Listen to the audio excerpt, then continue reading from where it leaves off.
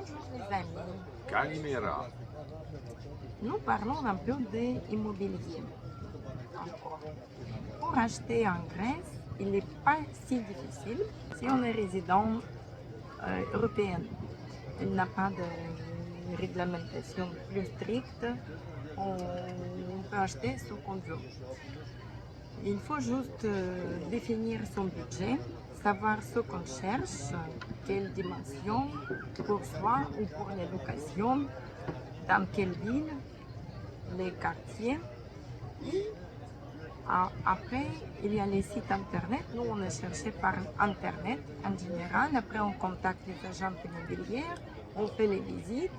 Et il est nécessaire que notre avocat, vérifie si l'appartement est bien enregistré dans le cadastre. Ensuite, on fait le contrat déjà avec l'agence pour l'achat. On verse les arts pour le propriétaire. Et ensuite, il y a toutes les vérifications des ingénieurs, comme ils les appellent ici, si tout est aux normes. Ingénieur, il envoie les documents au notaire et le notaire prépare l'acte de vente. Ça dure environ 2-3 mois pour achat.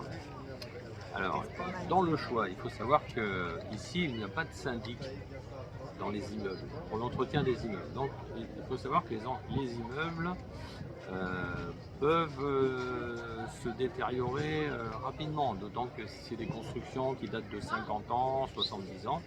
Et s'il n'y a aucun entretien de fait, voilà, on vous propose des appartements dans l'état.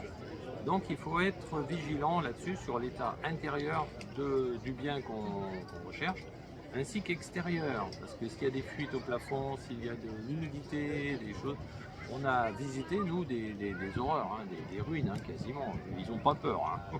C'est incroyable. Donc là-dessus on a quand même une bonne expérience parce qu'on a acheté plusieurs biens, et faire la part des choses entre les biens qui sont corrects et des biens qui sont vraiment à ne pas acheter. Hein. Au-delà de l'aspect administratif, hein, ça, comme l'a expliqué Irina, c'est notre avocate qui vérifie au moins si l'appartement est bien conforme, ou la maison.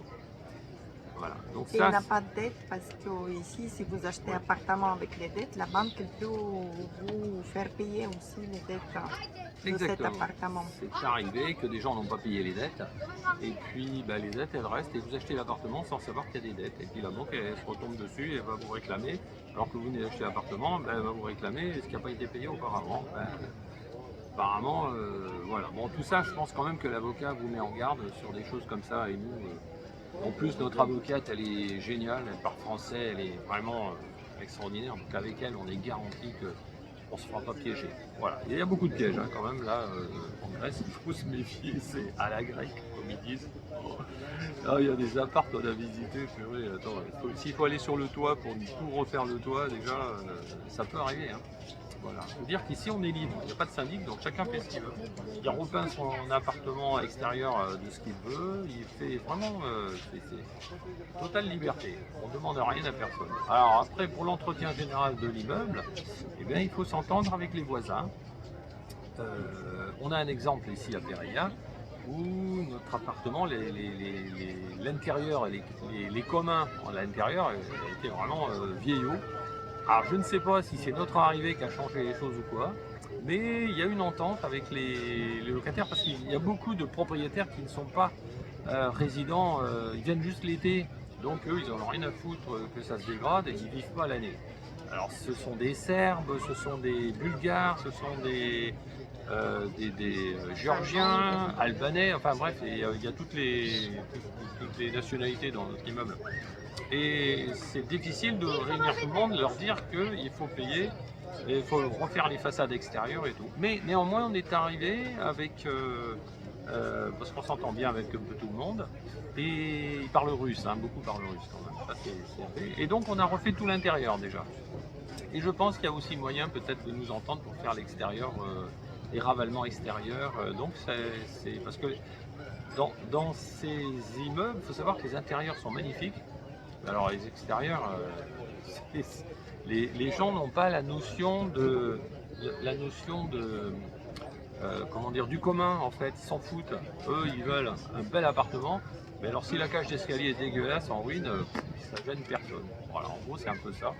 Ou ils veulent pas payer, ou voilà, c'est à la grecque. Mais on a constaté ça pareil en Bulgarie, on a constaté ça en Hongrie.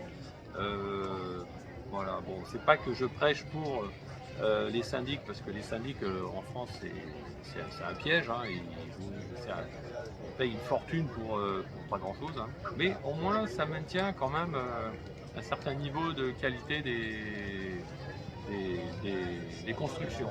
Voilà. Alors ici, on n'a pas ça. Et il faut savoir que si en Grèce, il y a des tremblements de terre, il peut y avoir beaucoup de dégradations naturelles. Tremblements de terre, qu'est-ce qu'il y a d'autre? Ça arrive, hein. Il y en a encore eu Les inondations. les inondations comme partout. Il y a de tout, oui. On est vraiment sur une zone sismique. Il y a régulièrement des tremblements de terre. Il y en a eu 2 là, pas loin d'ici. Bon, nous, on n'a rien ressenti, mais c'est des degrés 4, 4,5 sur l'échelle de Richter. Ah bon, on n'est pas habitué en France à entendre ça, donc voilà, il faut le savoir. Il y a eu un grand tremblement de terre il y a 70 ans à peu près à Thessalonique qui a détruit une bonne partie de la ville. Et donc, voilà, ben, les gens vivent avec, hein, et ils sont très croyants, donc je suppose que si l'immeuble tombe pas, ben, c'est Dieu qui l'aura voulu. Enfin bref, ça se passe comme ça. Et c'est en marrant. plus, en sachant que beaucoup de Grecs, ils n'ont pas d'assurance pour habitation. Ils ne le prennent pas. Il n'y a pas d'obligation de prendre une assurance sur l'habitation. Ils prient au Dieu. Donc ils vont brûler un cierge, ils vont à l'église et non, en espérant qu'il n'y ait pas de malheur. Voilà, c'est ce que notre avocate ne s'en cache pas, nous l'a dit. C'est comme ça que ça se passe ici en Grèce. Et nous, bon, on n'a pas la même notion. Nous, on a pris des assurances, hein. Sur tous les appartements, on a pris une assurance. Voilà, qui nous couvre en cas d'incendie, en cas de tout. C'est pas cher. Voilà ce qu'on pouvait dire sur l'immobilier, de ce qu'on sait. Et en tout cas, c'est vraiment c'est intéressant ici. Il faut savoir qu'il y a un engouement pour la Grèce, que les prix sont en train de monter parce que Athènes, voilà, il y a une moto qui passe, Athènes est très cher, mais Thessalonique est... Oh, le gars, il nous a fait nous en arrière. Athènes est très cher. Par contre, Thessalonique, c'était pas très connu. Alors, ça démarre seulement. Les prix étaient vraiment très bas. Mais là, ça y est, c'est en train de monter. Là, maintenant, tout le monde se rue, tout le monde achète. Wow, il y a même des Ukrainiens qui investissent et tout, des trucs de qualité, tout ça. Donc là, on est bien. On serait venu il y a 3 ans, c'était encore mieux. Bien là, on arrive à temps, on fait des bons investissements ici. Voilà. Ce qu'on pouvait dire. En France, en revanche, ça plonge. Hein. L'immobilier plonge, là-bas, les prix baissent. Ici, c'est pas le cas. Voilà.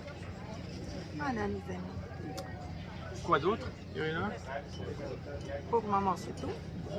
Dès qu'on a les autres, dès qu'on avance dans les sujets, on fera les autres vidéos. Voilà. N'hésitez pas à poser des questions si nécessaire.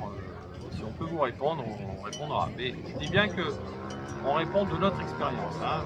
On ne peut pas forcément prendre en compte, on peut se tromper aussi. Voilà ce qu'on sait, ce qu'on a fait et ça marche. En tout cas, ça marche. Voilà, on est dans la légalité, on reste dans la légalité. À bientôt. Allez. Bye bye. Bye bye.